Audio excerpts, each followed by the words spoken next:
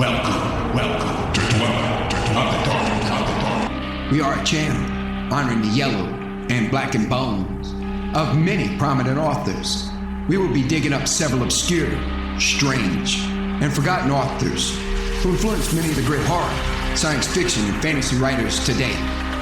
More tales of the horrifying, obscure, strange, and forgotten are climbing out of the tombs. Subscribe, comment, like, donate, or I'll send the Devil of Black by you to rip your head off, as we did the like button. Unknown horror masters, send us Ghouls delights for the Skull and Bones collection. Your pound of writer's flesh will feed our ghouls. For now, books, albums, websites, in the links below. Children of Horror, Legion of Ghouls. The Owl on the Moor by Marc R. Schorer and August Derleth. The following letter, crumpled and yellow with age, was found among the personal effects of the late M.R. Bentley, barrister. Brandon, Egdon Heath, 17th May, 1908. My dear Morris, I am all excited. Do you remember the controversy we had about witchcraft a summer ago? I'm sure you can recall it. It is about an unusual development which hinges directly upon this controversy that I am excited. On May 1st, I arrived here in this small hamlet bordering the famous Egdon Heath, the setting of Thomas Hardy's noted Return of the Native, for my annual month's vacation. Of course, the firs unbroken attracted me the very first day, and I began to wonder about alone on the heath. I often walked far out. Sometimes even I was perplexed as to my direction. One day I chanced to wander farther than usual, and I came upon the lowlands of the heath, a dank, miry moor far in the heart of it. I was startled that I had wandered so far, and as twilight was not far distant, I hastily began to return, and my eyes caught sight of a solitary cottage, or possibly I should call it a shack, for indeed it resembled the latter much more than the former. I stared in bewilderment, thinking that perhaps my eyes had deceived me, and that I had conjured up a hallucination. But no, the shack didn't vanish as I half expected it to when I closed my eyes. Not that the appearance of a shack in this lone place surprised me to that extent, but there was smoke curling up from the crumbling chimney. I hesitated for some little time, and then turned and proceeded moodily homeward, determined to question the villagers about the dweller in the shack. And question them I did. A woman lives there. Don't laugh, for that's all they told me. Who she is, where she came from, what is her business, how does she subsist. Of that they know nothing. They do not even hint at the answers to these questions. The people here are peace-loving folk, and it takes much to stir them, but it was clear to see that they hated that woman with all their hearts. This fact perplexed me sorely, but after incessant prying, I found the reason. She had been out there on the moor, living her life of solitude for 2 years. She never came to the village, or if she did come, she was never seen. Shortly after her coming, a mysterious death came to one of the villagers.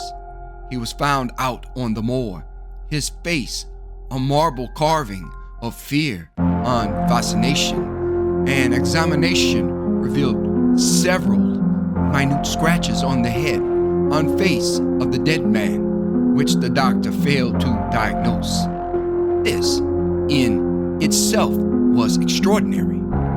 And several months later, another man was found dead on the heath, a good distance from the moor, with the same peculiar scratches about the head, and with that same expression of awful horror. The next death bore the same distinctive marks, but this time it was a woman that suffered, and other deaths occurred. And because the dead were always found out upon the lonely heath, where only the woman walked, the villagers came to regard her with loathing and suspicion.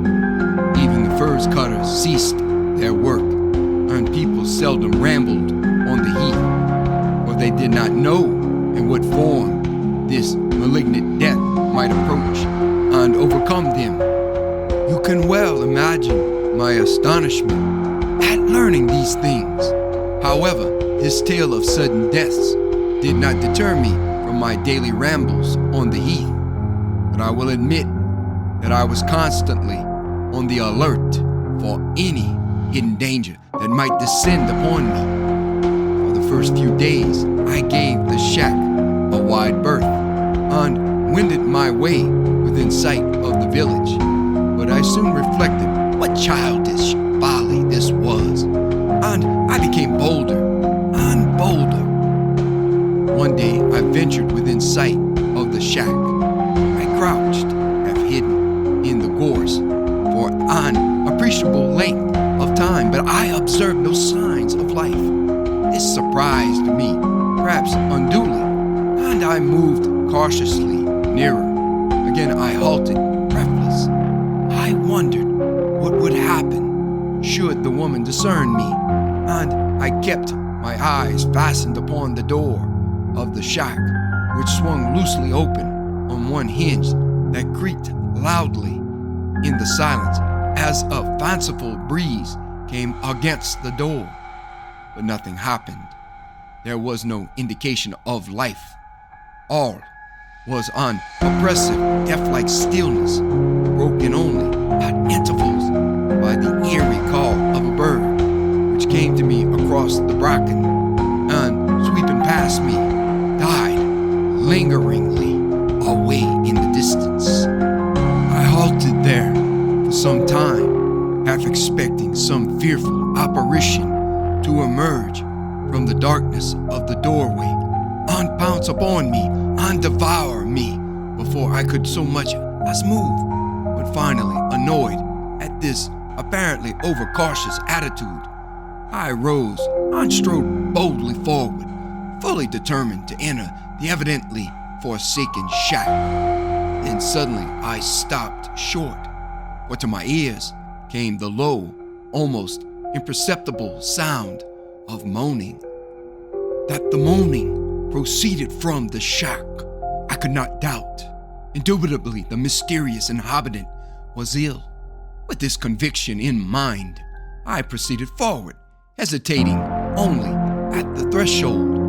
The moaning was very distinct now, and I entered almost at once. Picture, if you can, my astonishment at finding the one-room structure totally devoid of all human inhabitation. I swept the room in a vain endeavor to pierce the shadows and discover the source of the sound which dinned in my ears, but I could perceive nothing. I then gave my attention to the squalid interior. The furniture in the room consisted of a table upon which some broken dishes were standing, and 3 chairs, one broken and sadly in need of repair. The odd feature of this assembly of furniture was the fact that there was no bed. Surely, this woman did not sleep upon the floor. I ridiculed the idea, but the fact remained that there was no bed. It was soon impressed upon me that the room lacked the essentialities of a living room. There was no evidence of a container of food of any sort, nor were there signs of the remains of any recently eaten meal. My eyes swept in these things at a glance, and meanwhile the low moaning continued in the same monotonous tone. This hidden moaning irritated me, and I began to peer intently on all sides. I glanced under the table and moved the chairs about. Quite suddenly, I saw the source of the mysterious moaning sound.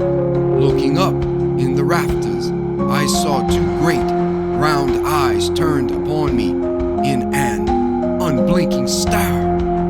It was a huge owl.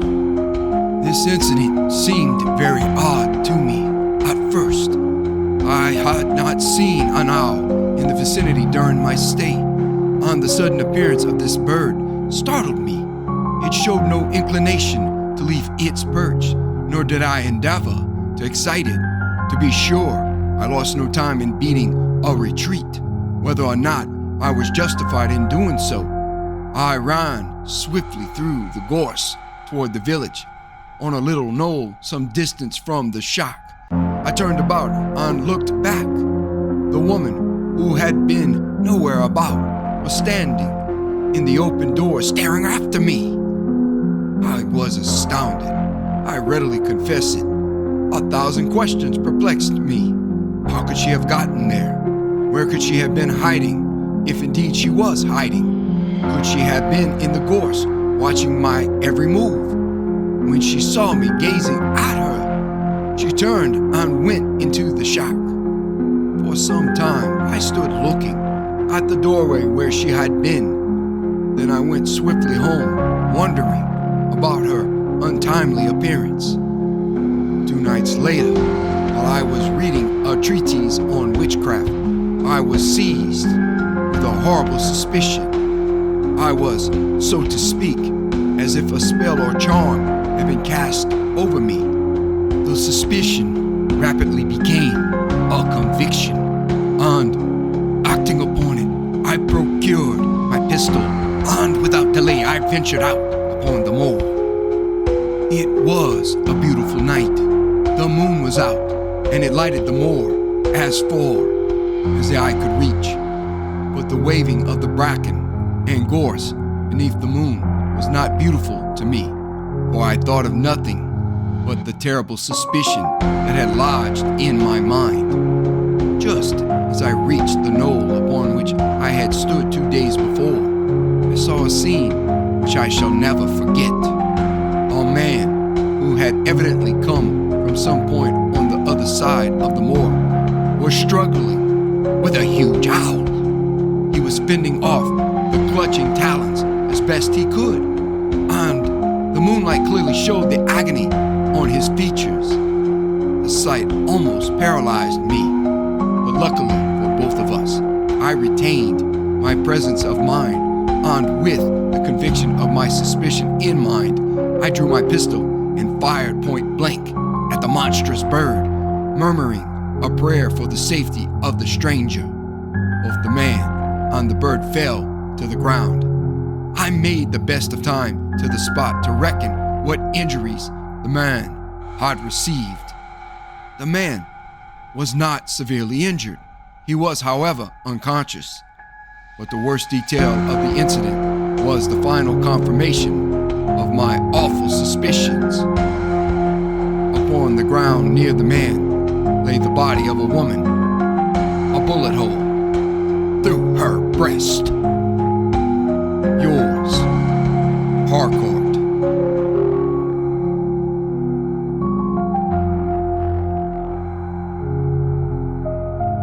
Thank you for listening. Have a great night.